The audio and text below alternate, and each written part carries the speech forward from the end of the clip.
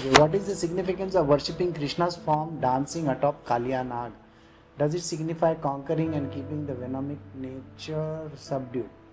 The Kaliya Swarup is basically there was this particular lake where he was able to overcome this Nag. The ball got thrown inside and he was able to remove it out from there, thereby freeing all his friends. As the story goes that there was a fight between this Kaliya and Jatayu, not Jatayu, what is that? Garuda. And Garuda had taken charge of his island. Alright, and so he had come all the way from that place to this place. Garuda is the Vahan of Vishnu. So after Krishna retrieves the ball from him, he sends with his wife, all the wives come out over there and they request Krishna not to kill him. And thereafter he sends that particular snake back to the place, the island where he came from. These are more than 1,000 islands actually, and these islands come under the domain of the god of the sea, okay, Varun Dev, and being sent back to the same place,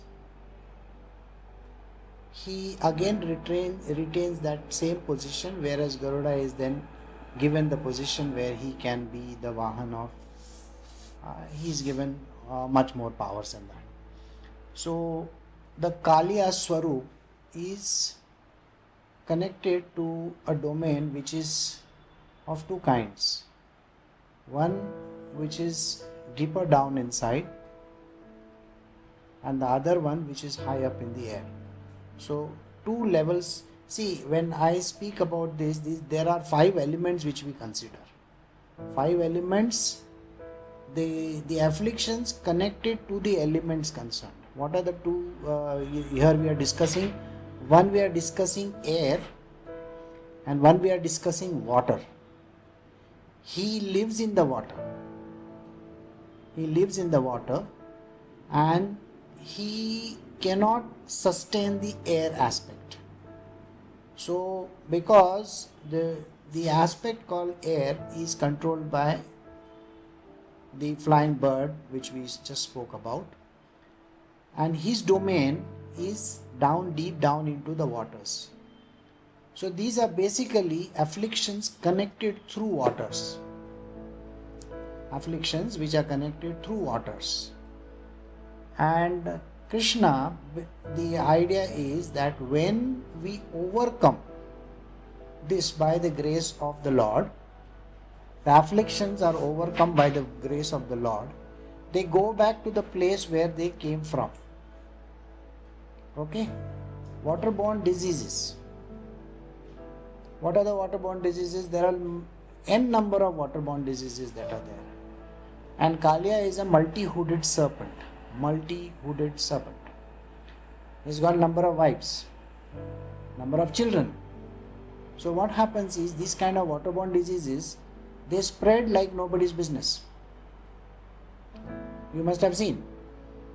So when we pray to the Kaliya Swarup of Krishna, where he is standing on top of the Kaliya, we are able to overcome a certain number of these kind of waterborne diseases. So depending on what form we are praising, exactly the type of form that we are addressing to, you will find that he is capable of handling it. You will find that in multiple episodes, now we will be doing in the future, I don't want to preempt all the entire stories. So when the story of Kaliya will come at that time, now you know little secret about it. So we will take up all those secret stories that are there in the future, because there are so many things that he has done. And what exactly is the significance of that, we will slowly come to that. Okay? So now we will start with our current book, which is Shri Sai Satcharita.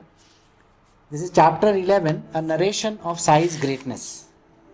My obeisance to Sri Ganesh, to Sri Saraswati, to Sri Guru Maharaj, to the family deity, to Sita Ramachandra, the most humble obeisance. I bow in reverence to the most venerable Guru Shri Sai Satcharita. To continue from the previous tale, Baba slept on a narrow wooden plank from which his descending or ascending has never been seen by anyone, and which only revealed his incomprehensible ways. A Hindu or a Muslim, to him both were equal, and so we have surveyed so far the life of Baba, who was the deity of Shirdi. And now we begin the 11th chapter, which, adorned as it is with the sweet tales of the Guru, should, I feel, be offered with unswerving devotion at Sai's feet. By doing so, we will be contemplating on Baba's manifest form, which will be meritorious as the 11 readings of the Rudra, and will give us a proof of Baba's power over the 5 elements, thereby revealing Baba's greatness. See, here the mention is there of the 5 elements. So you will understand that. Now let me narrate how Indra, Agni, Varun, etc. obeyed Baba's command.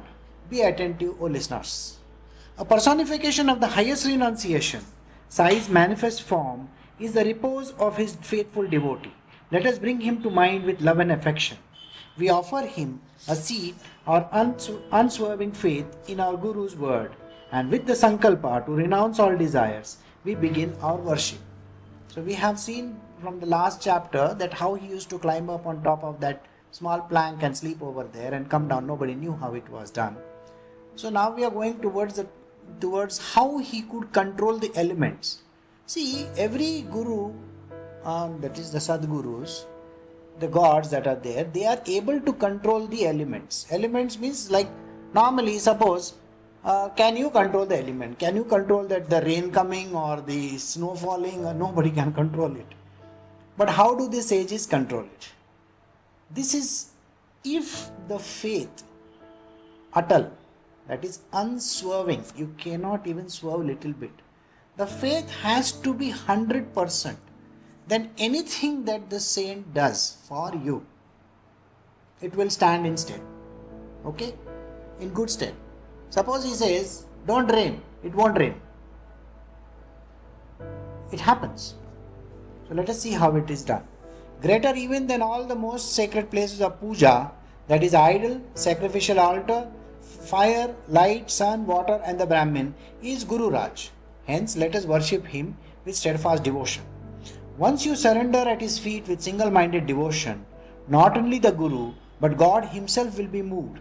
Such is the marvel of Guru worship, which the Guru devotees should experience for themselves. Only so long as the Guru worshipper is keenly aware of his physical self does he need a Guru in the human form. But for one who has gone beyond his physical self, a formless Guru suffices. Such is the proclamation of the Shastras. Okay, here let me give you an understanding. Everybody who is knowing that they are physical beings. See, everybody knows that they are physically present, isn't it?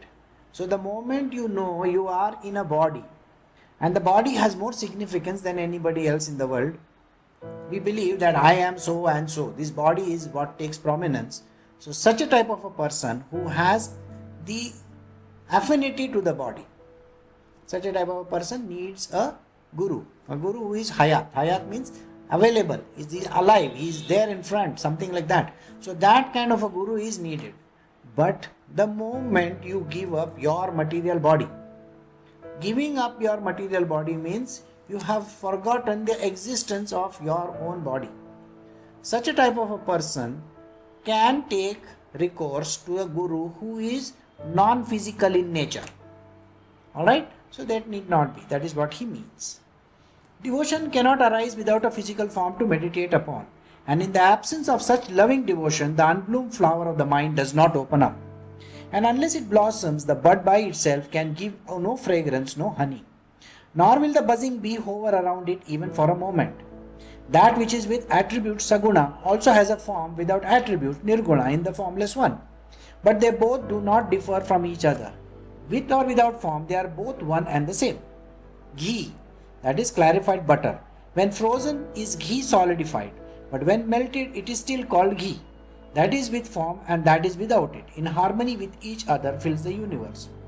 to be able to gaze at it till the eyes are satiated, to be able to lower the head at its feet, from where knowledge flows freely and directly.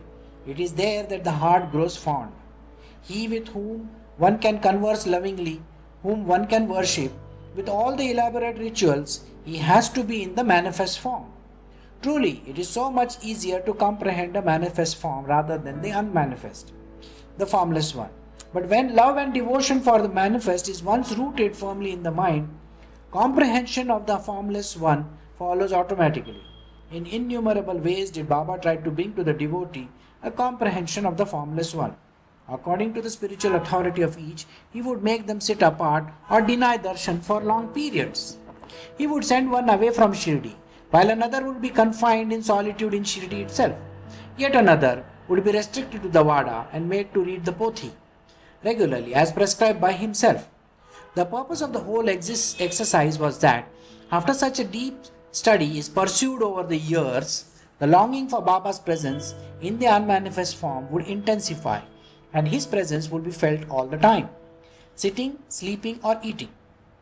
Mortal as this body is, it is going to die someday or the other. Hence the devotee should not grieve for it, but concentrate their mind on him who is without beginning or end, that is God. This creation spread out before us in its rich variety is all illusory manifestation of the unmanifest. It has taken shape out of the unmanifest and it is to the unmanifest that it will return. The whole creation of it, the whole of it creation, right from Brahma down to the smallest bush, taken either as individual components or the whole, or as the aggregate of all the component parts, merges with the unmanifest, from which it came into being. Hence, no one ever dies. How can it be true then of Baba? Shri Sai is eternally pure, wisdom incarnate, perfect and immortal. So may call him a devotee of God. Some may call him a devotee of God. Some may call him a great Vaishnava. But to us, he appears as God incarnate. As the Ganga wends his way to merge with the vast ocean, she brings a soothing coolness to all those oppressed by the sun's heat. Along her way, gives life to the trees on the banks and quenches the thirst of all. Such is also the case with the incarnation of saints on this earth. They appear and depart, but by the manner in which they conduct themselves, they purify the world, forgiving by the uttermost, remarkably unruffled and calm, guileless and forbearing by nature, and incomparable in their present contentment. Such a one was Baba. See, in everybody's life, they need to see the physical form. Without the physical form, the devotional aspect does not work. If we are trying to pray to the formless, the devotion doesn't sink in. The love will not be there, because what are you actually looking at? You don't even know. I mean, think about it. If there is somebody in your world who is dear to you, and that person doesn't exist that moment, what happens to that person? Not there anymore. So how do you express love for that person? You cannot. So you don't know. So here, what is important is first you should have the idea about the manifest itself. So manifest form of the Guru has to be prayed to first. Thereafter, what the Guru does is, he takes every individual in his own stride. Now everybody is considered as an individual who is at a particular level. So some of them may be told, you sit with me. Some of them may be told, you go away, go and sit in some place. So Baba had these various ways of telling people to go here, there, sit in some place, sit in the Vada, sit in some other location. Some of them he told them, you have to sit here and not to go away from here. Now this is a way of teaching. This is done so that the person's focus gets on to this divinity. And once that happens, then you understand the formless one. So even when Baba died and when he gave up, Samadhi was there, you can still experience him even today. How can you experience him? You can ask those people who have actually felt him and seen him in reality. So one of these days I will tell you the different stories that have happened in our personal lives, where some of my devotees, some of my people, myself and the people around me have experienced this kind of a sweetness. So I will be definitely telling you the stories. Though he appears to be in the human form, he is formless, tranquil, unruffled. He is self-contained and liberated inwardly even as he moves around in the world. Though Godhead himself, even Sri Krishna says that the saints are my heart and soul. Saints are my living image. The loving, compassionate saints are none other than myself. And yet, even to call them my image would not be correct, for they are constant, unchanging image of mine. And it is for this sake that I carry the burden of responsibility of my devotees. This is Krishna's words. I bow to at the feet of him who surrenders himself wholeheartedly to the saint. Thus has Sri Krishna himself proclaimed the greatness of the saint to Uddhava.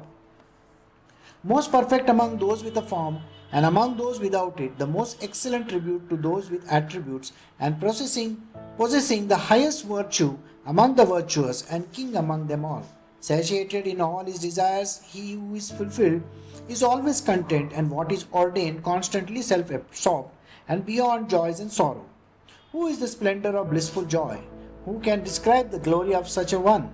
He is Brahma incarnate, and therefore always beyond any description. It is this power which defies all description that has appeared in the visible form on this earth. He is indeed that same truth, knowledge and joy personified, and it is full awareness of knowledge. He whose heart is one with Brahma, who is liberated from the worldly life and is exempt from the mundane worldly concerns, he always enjoys a state of oneness with the Brahma and his image of unalloyed happiness. Listeners who have always heard the Shruti proclaim that the pure joy is God himself. That is Satchidananda is talking about. The readers too have read it in the sacred texts, but the faithful actually experience it in Shirdi. Strange indeed is this wonderful worldly life, characterized by dharma, adharma, etc., about which only those who have not realized their true self find it necessary to bother and take care of. But it is no concern of the realized soul, for they take refuge only in the real self. They are forever free and full of joy, who are the very image of pure knowledge. Baba was himself the refuge, the support of all. Wherefore then, a seat to support him, and that too the seat for the silver throne. But Baba was indulgent and cared for the devotee's feeling. That was his old seat, a piece of sackcloth on which the devotee would very lovingly put a cushioned seat for him to sit on, and would also place a cushion against the wall at the back. That he used to lean on. Honoring the feeling of the devotee, Baba too complied with their wishes. Though he appeared to be stationed in Shirdi, Baba moved everywhere quite freely. This is the experience that Sai always gave to his devotees. Unruffled, detached as he was, Baba would accept from his devotees the various rituals of puja, from each according to his faith and in deference to his wishes. Thus some waved the sauri, as some fanned him gently with a fan. Some others offered worship of playing musical instruments like kettle drums, clarinets, etc. Some washed his hands and feet. Some applied fragrance, perfumes and sandalwood paste. Some made a special food offering followed by the ceremonial bitter leaf pan made with 13 ingredients. There were still others who applied sandalwood paste, drawing two lines with 2 fingers as in the Shivlinga, while some mixed the fragrant musk with it before applying. Once and only once, Dr Pandit, who was a friend of Tata Saheb Nulkar, came to Shirdi to have Sai Baba's darshan. Actually, Sai Baba's form was not known which aspect he was, whether Vaishnava or a Shaivite or a Muslim or a Hindu, nobody knew who he was. So he never allowed anybody to touch his forehead. That's the time when, this is the first time when we are going to do this, you will understand what happens. The moment he put his foot in Shirdi, he at once went to the mosque and making obeisance to Baba, sat down there for a moment to rest. Baba then said to him, Go to Dada Bhat, go that way. So saying, he pointed the way with his fingers, packing him off thus. Pandit went to Dada's house and was received by him with courtesy. Dada then was all set to leave for the mosque to perform Baba's puja and asked Pandit whether he would like to accompany him. Pandit agreed and went with Dada. Dada then performed the puja. Till then, no one had dared to apply the round sandal paste marks on Baba's forehead. Whoever the devotee, and for whatever reason he might come, Baba would not allow him to apply sandalwood paste on the forehead. Only Mahalsapati would smear it on the throat. The rest applied it to his feet. But Pandit was naive, simple and devout. He grabbed the small dish of sandalwood paste from Dada's hands and holding Sri Sai's head with one hand, drew a new tripundra on the forehead with the other. On seeing Pandit's daring, Dada felt very trepidation at heart, and oh, what daring indeed! And wouldn't Baba flare up at it? He thought. But although the most improbable had actually taken place, Baba said not a word. Rather, he looked quite pleased. He showed not a trace of anger. The incident was allowed to pass, but in Dada's mind rankled an uneasiness, a disquiet. On the same evening, he asked Baba about it. When we try to put even such a tiny mark of sandal paste on your forehead, you do not allow us to touch it. What is this that happened that morning? For our sandal paste mark, there is so much distaste and disinterest. But for Pandit Sripundra, so much of love. What a very strange behavior. There is no consistency in it. With a smile playing on his face, Baba then uttered these sweet words very lovingly to Dada. Listen to them carefully. Dada, remember his guru is a Brahmin and I a Muslim. Yet regarding me to be the same as his own guru, he offered me Guru Puja. Not once did the doubt arise in his mind that I am a Brahmin, pure and holy, and he an impure Muslim. How can I worship him? And that is how he deceived me, leaving me no other option. Far from my denying him, it is he who won me over completely. Dada heard this explanation, but treated it lightly as a joke. And it was not until he returned home that its true significance dawned on Dada. Dada was deeply offended by the inconsistency in Baba's behavior. But it was while talking the incident over with Pandit that he at once realized how consistent Baba has been in his behavior. See, this particular person, I'll give you an idea about it. Every person owes an allegiance to a particular guru. Now, if they happen to come in front of this particular guru, what they do is, they do not see the one who is in front of them, but they see their Ishta. Ishta is their own in front. So what happens is, they start praying to that Ishta in his own way. So let us say, for example, if somebody who is owing allegiance to say Hanumanji, okay, and he goes in front of a particular sage, he will find Hanumanji sitting right there in front of him. And that is the reason why he will start praying the way you pray to Hanumanji.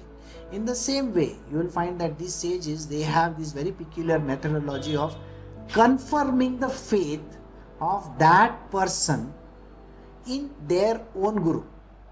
They will do that. So let us say, for example, like a particular person is a Shaivite, and he goes to a person who is not a Shaivite. So there you will find that he will find Shiva over there. Okay, so this is how they work.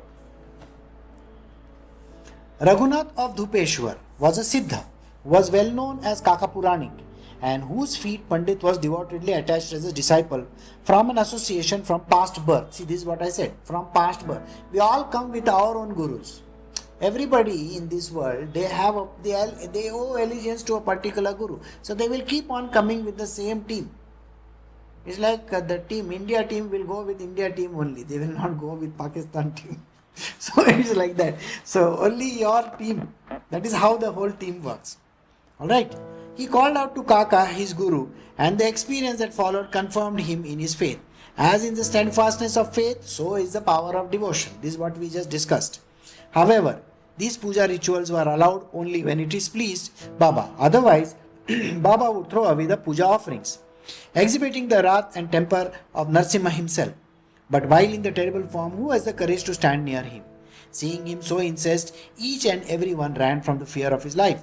Suddenly flying into rage, he would sometimes take out his anger on the devotees. At other times, softer even than wax, he would be the very image of tranquility and forgiveness. Sometimes he appeared as ferocious as the fire of universal destruction, and kept the devotees as on the sharp edge of sword, and sometimes he was cheerful and even softer than the butter.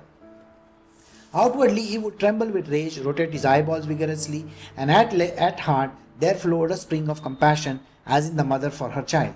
In the very next moment he regained his usual calm and composure and called out loudly to the devotee to come near him, saying, "Even if I seem to be angry with someone, my heart knows no anger."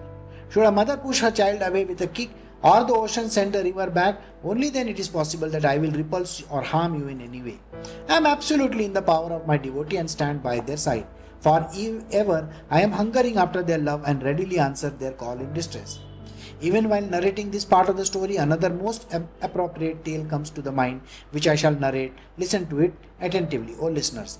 See, in this case, what happens is Baba's way of talking to a person or behaving with him, you will find that there is a lot of inconsistency. That means with some he would take them close and he may, bring them close and ask them to be near his feet. And sometimes some people he would say, get out from here, I don't want you over here. Now you may wonder, what is this special favor granted to one and no favor to the other one? There is nothing like that. What happens is, it's like a mother's thing, how does a mother behave with a child? The Guru behaves exactly like this. You will find that in some cases, you will find that the mother of certain types of fishes, she opens her mouth wide, takes all her babies inside her mouth and goes away. At such time you will wonder, how come the mother has eaten all the fishes, all her children? She's not eaten, she's just kept them over there for safety purposes. In the same way you will find all these cats. Have you seen the cats? They will catch the neck of their small one and they'll carry, and it looks like as if the cat is killing its child. There's nothing like that. Sometimes you will find that the mother takes this very, very extreme step of killing the child as well. When she understands that there is some problem with the child, you will find that in some of the species of the animals, you will find that the mother, when she finds that the child is not able to perform certain actions, she kills that child herself. So that is also possible. So what happens in most of the cases where the Guru is concerned, where Sai Baba is concerned, he would take some people closer, some people he would tell them to go away, some people he will take a stick and run after them, he'll call them names, he'll do everything. But that is his way of doing it. So everybody, there is nothing called anger there. It is a way of doing something. Padma has written something. No, they are basically functionalities. I think we have discussed this before. All deities are functionalities. They are not a form of the Lord. Form of the Lord is different. The form of the Lord is complete, or he may have a particular, like say for example, he has a particular mission.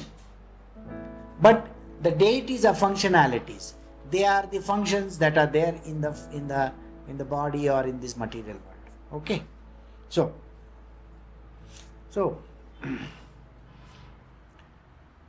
outwardly, we are at 73, no? 78, okay.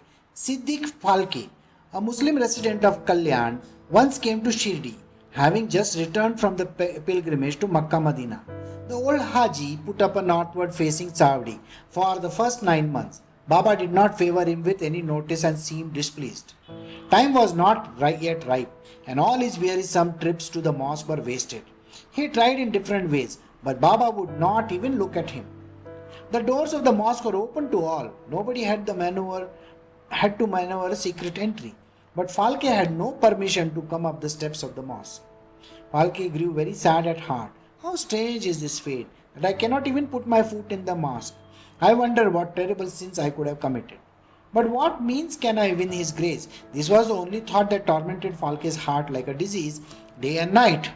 Suddenly someone said to him, do not despair. Seek Madhavara's help, and your wishes will be fulfilled. If you neglect to take the darshan of Nandi first, how do you expect Shankar to be pleased? To Phalke, this appeared to be a better course to follow. This reminds me of a very beautiful story that happened in our world. The story of the Nandi, If you have to visit a Shivji's temple, have you ever seen outside the Shivji's temple is the Nandi? So first you bow down to Nandi. It's the same case. Once upon a time when we had a team of few people, we had gone to Tirupati. Okay. And we were sitting in that Garbhagraha. I think many people, 5, 6 or 7 people, I don't recollect now. So we were sitting in the Garbhagraha and these people asked me, anyway, that story I'll tell you all later on, but this is... So I asked them, I said, you know what, why don't all of you go and see the Garuda over there. Okay, that means whether he is there or not there. So all of them trooped towards the Garuda. And then after 2-3 minutes they all came running back, saying that they actually could see a huge Garuda sitting over there. So this is basically, you have to ensure that you give respect to that particular deity as well. He is a sadhan. Sadhan is like one of the aspects of the Lord. The Lord is comprising of all his paraphernalia. Okay, that is Shankha, Chakra, Gada, Padma, all these things, along with his Vahan as well. That is his own, isn't it? So that is what these people were able to see in Tirupati, and that is when they took the darshan. I think Raj was there, and I think Kalpana was also there. So anyway, coming back to the story once again. So you have to take the Nandi's darshan first. Prima facie, this would appear to be an exaggeration to the listeners, but such indeed has to be the experience of the devotee when they went to Shirdi for Baba's darshan. Those who wish to have a quiet, undisturbed conversation with Baba would always take Madhavrao with them initially. He would then introduce the topic in sweet tones as to who had come and where and for what purpose. On this introduction, Samarth would then be induced to converse. Hearing all this, Haji importuned Mahatma Madhavrao, saying, "Please remove the restless agitation of my mind once and for all and help me attain the unattainable." Under such urging upon his consideration, Madhavrao resolved firmly that whether the task be easy or difficult, he would give it a try. So he went to the mosque and ventured to bring up the topic slowly, cautiously. "Baba, that old man is so sad, so distressed. Oh, why don't you oblige him? That Haji has been to Mecca, Medina and has now come to Shirdi for your darshan. How can you not feel compassion for him? Oh, please do allow him to come to the mosque." Countless people come take darshan in the mosque, returning instantaneously. Why then is he singled out to waste away in the languor? Do be kind and compassionate towards him at last and let him come to the mosque. Then he will also be able to say to you what he wishes and go away immediately. Shama, you are a newborn infant as yet. Unless Allah favors him, what can I do? Can anyone step up the mosque without being Allah Mia's debtor? Inscrutable are the ways of the fakir here. Over him I have no control. Now think about it. He is talking in third person. He is calling himself the fakir. He is calling that Allah Mia has to give a permission. So whom is he talking about? See, the greatness of a person is determined like this, where he considers that particular body as belonging to somebody else, and he is somebody else, and Allah Mia is somebody else. I think some of us have already experienced this in another town, where the person says, "Baba said like this. Baba was doing like this." Okay? And this is how the whole thing works. Baba did like this and Baba said like this and Ma was talking like this. Okay, there is a Ma, there is a Baba, and who is the person who is talking then? Finally, at the end of the day, the Baba and the Ma and the person is the same. There is no difference between the two. But this is the way how these sages behave. They behave in a very peculiar manner. All the same, go and ask him clearly whether he will carefully walk up the narrow path which goes straight beyond the well Baravi. When asked, the Haji said, "However difficult it might be, I will carefully tread on the path. But give me personal audience, O Sai, let me sit at your feet." On hearing this reply from Shama, Baba said, "Ask him further, will you give me 40,000 rupees in 4 installments? That means for darshan you need 40,000 rupees. That is very funny. So to Madhavrao, who conveyed this message, the Haji said, "Is this any question to be asked? Oh, will I not give even 40 lakhs when asked? What then of thousands?" When Baba heard this, he said further, "We intend to kill a goat in the mosque today. Ask him which part of the meat he wants. Does he want the meat covered bones, or is heart set out on having the sex organs? Go, ask the old fellow, what is it that he definitely wants?" Madhavrao conveyed Baba's message fully to the Haji, and the Haji said categorically, "I want none of it. If he wishes to give me something, then I have only one wish, that even if I get a morsel from that earthen vessel of food, I shall be blessed." Madhavrao duly conveyed Haji's reply. But as he heard it, Baba at once flew in a rage. Himself he picked up an earthen vessel of food and pitchers and water and flung them out of the door, fiercely biting his own hands. He came and stood next to the Haji. Catching his kafni with both his hands, he lifted it up in front of the Haji and said, "Who do you think you are that you boast vainly in my presence? You are flaunting the wisdom of your old age. Is this how you read your Quran? That a pilgrimage to Mecca has made you so proud and haughty? But you do not know me yet." He reviled him thus, hurled at him unutterable abuses. The Haji was absolutely stunned. Baba then went back. On entering the courtyard of the mosque, he saw many farm women selling mangoes. He bought all the baskets of fruits and sent them to the Haji. At once he turned back and once again went to the palki and taking out 55 rupees from his pocket, counted them one by one on the Haji's hand. The affection between them grew thereafter. The Haji was invited for a meal, as if both had forgotten all that had passed before, and the Haji was absorbed in the experience of pure joy. Later the Haji left Shirdi, but returned once again and became more and more attached to Baba. And even afterwards, Baba continued to give him money from time to time. Now, I'll wait here. I'll give you the idea about this story. See, the Haji is a Muslim. Okay, he had gone to Makkah, Medina. People visit all kinds of holy places so that they can show what kind of greatness they have. Some people visit all the great places and say, "Oh, I can give so many thousands of rupees. I can give this. मैं सोने का ये चढ़ाऊंगा, मैं चांदी का ये करूंगा," and all that. People have this arrogance. The arrogance is what is not needed over there. So even somebody who is doing a Hajj is not supposed to go there arrogantly. You are going to bow down before the divine Lord over there. So you need not go with arrogance. And this is what infuriates the sages, the saints. So what he does, he doesn't allow him to come. 9 months, the person is kept hanging over there in the other place, but yet not allowed to come. And when there are the dialogues between the two of them. What are the dialogues? If you actually look at the dialogues, you will come to know it is talking of a number of things. Okay? One is talking about money. I just gave you the idea how arrogant a person becomes when money is involved. The Haji was a rich man, definitely. Second, they do a lot of sacrifices, Karbala. They definitely do what is, cutting the goats and all that. Okay? So, at such type of places, again the arrogance grows. I gave this, I gave that. There were two other things which were mentioned over there, if you see. One is the cutting of the goat. And which part do you want? What is the goat cutting? The goat cutting, the goat is, who is this goat? The goat is the ego of that person. You chop it. By chopping that goat, what is the part that you want to offer? What is the part that you want? You will find that Baba uses two different parts. What are the parts that he says? Yeah. So, one is the covered, where is it? He meat covered bones. Does he want the meat covered bones? Shakespeare has also spoken about such kind of things,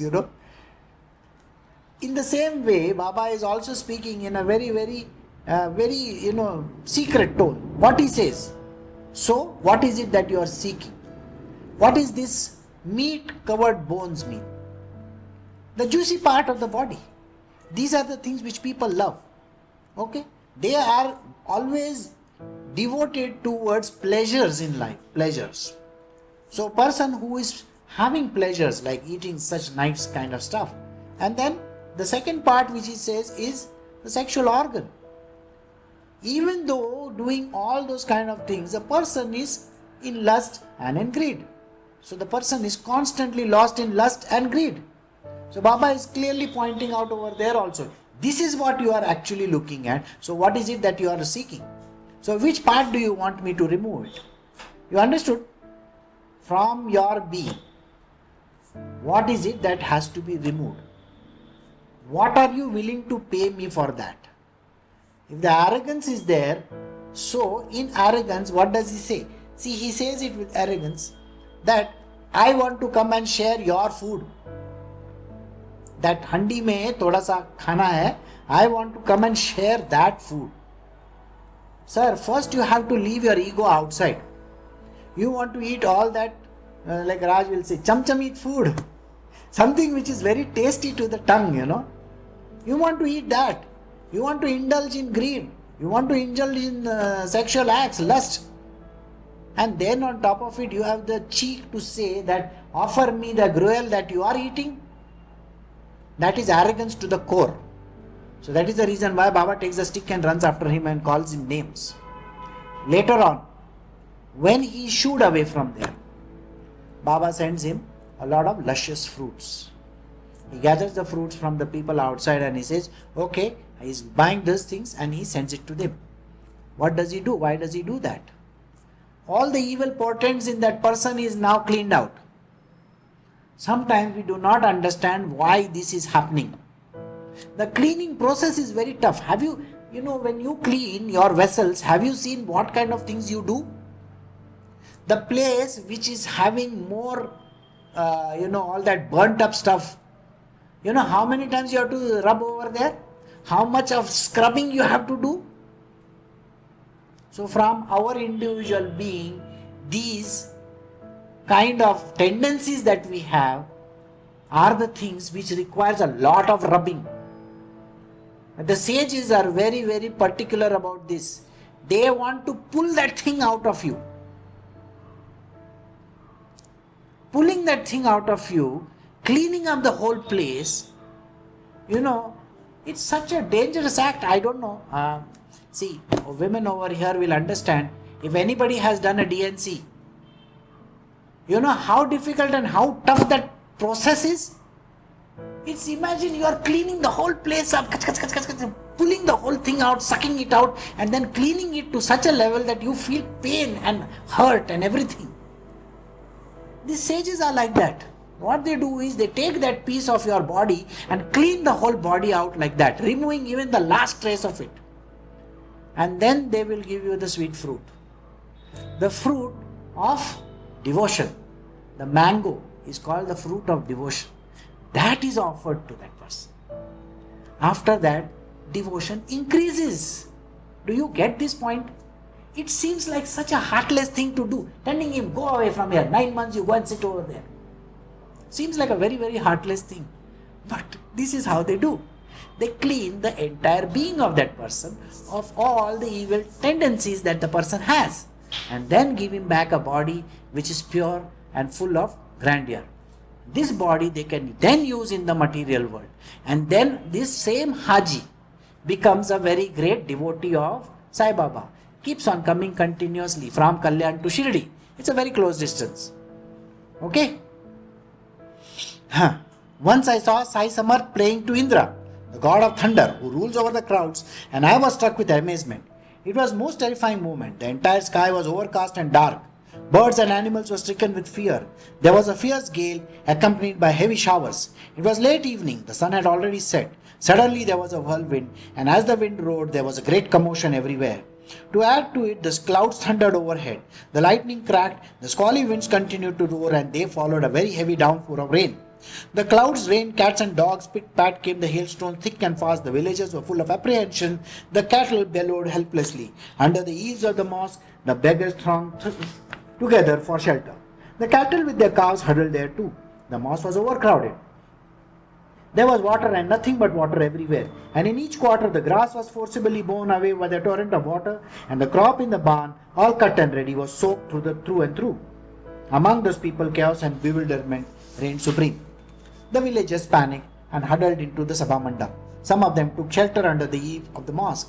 They had all come in supplication to Baba. Jogai, Jakai, Marai, Shani, Shankar, Ambabai, Maruti, Khandoba, Malsapati, all the gods and goddesses were in Shirdi and in some place or the other. These are small temples around Shirdi. If you ever go to Shirdi, you will find all these small temples. All these are the names of the different gods that are there. They are the village deity as we call them. Okay? But in times of trouble, none was of help to the villager. It was Sai alone, the living God, who came running to the rescue and in the hour of the need. Padma asked me a question just now. The deities. The deities are individual powers. They do not have power over other things. They can only control their domain. They cannot control some other domain. Okay? So they have, it's like a liver can do liver functions, an intestine can do intestine functions, a leg will do the leg's job, a hand will do his hand's job. So every part of the body is specific to its own ways. So you cannot expect something else to work in some other place. And that is the reason why it is so very important. But in times of trouble, none was of help to the villagers. It was Sai alone, the living God, who came running to the rescue in the hour of need. And he needed no animal sacrifices, or the goat or the cock, nor any offering of money. Sincere love and faith was all that they hungered after, and then all their troubles would be destroyed. When he saw how terrified the people were, Maharaj's heart was deeply moved by compassion. Leaving his seat, he came forward and stood on the edge of the raised front portion of the mosque.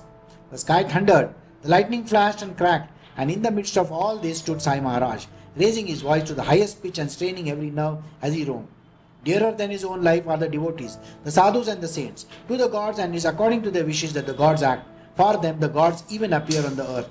When the devotees implore their help, gods have to take up the cudgels on their behalf and run to their rescue, recalling their great devotion.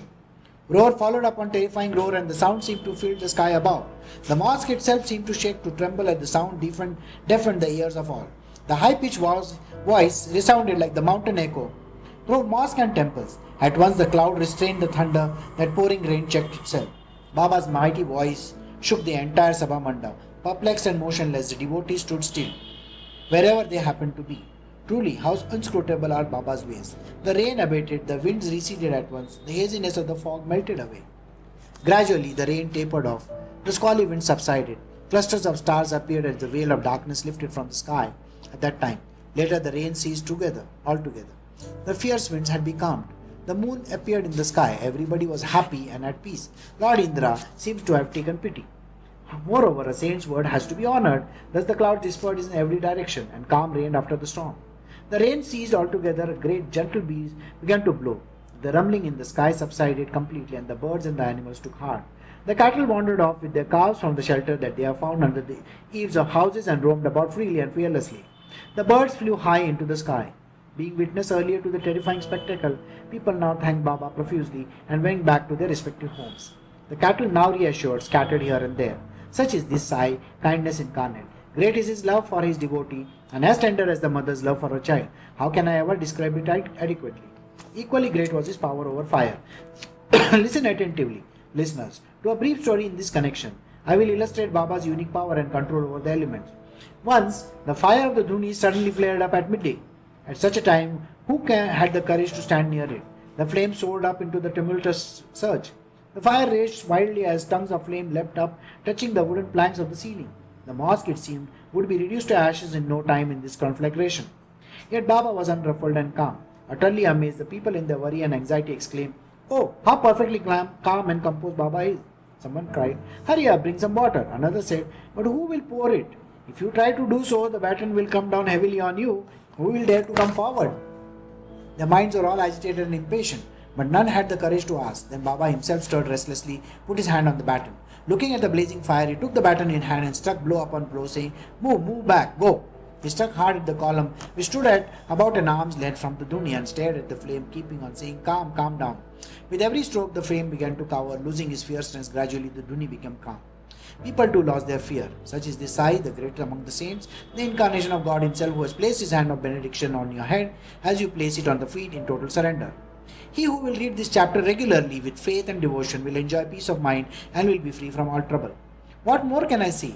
Purify your heart, be regular in religious observances, and worship Sai wholeheartedly, and you will attain the eternal Brahma.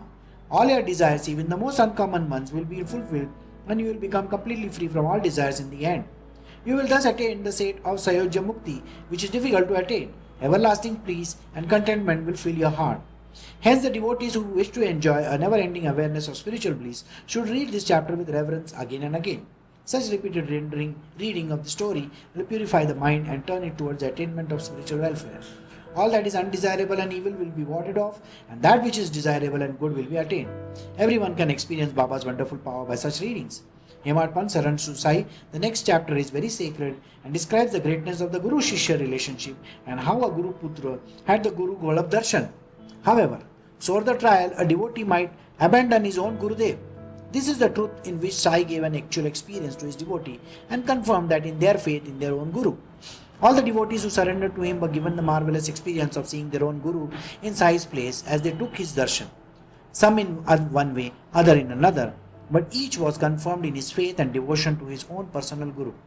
We'll be to all here in the 11th chapter of Shri Sai Satcharita called A Narration of Sai's Greatness, as inspired by the saints and the virtuous and composed by the devotee Hemad Pant. So this ends our chapter.